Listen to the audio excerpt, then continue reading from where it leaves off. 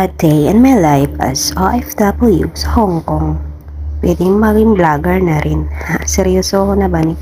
Taksak sinago lang tanong. So ngayon, na ako lumabas, ito yung building namin. Palabas ako ng aming place. Harapan ng dagat.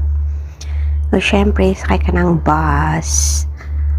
Biyahe papuntang sentro ng Hong Kong ay mga 20 minutes galing sa aking place.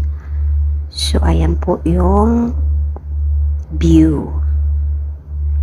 Kasi dito mostly sa Hong Kong ay karagatan po.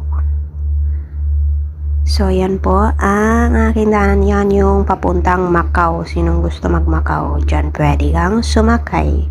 Mag-jet lang.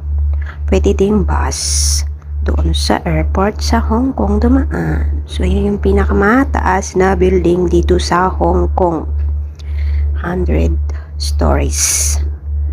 So, ngayon, ito yan ang worldwide na tinatawag dito kung saan halos dito nagpapadala ng pera yung mga OFW. Ayan, kasi sweldohan time ngayon. Kaya ang daming tao sa worldwide. So, hanap muna tayo ng kainan. So, nandito ako ngayon sa my Fairwood.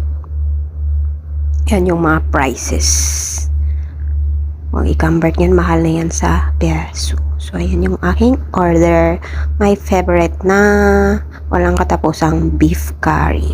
Yun lang kasi talaga ang madali kong ma-order. So, let's eat guys. This is my March day off.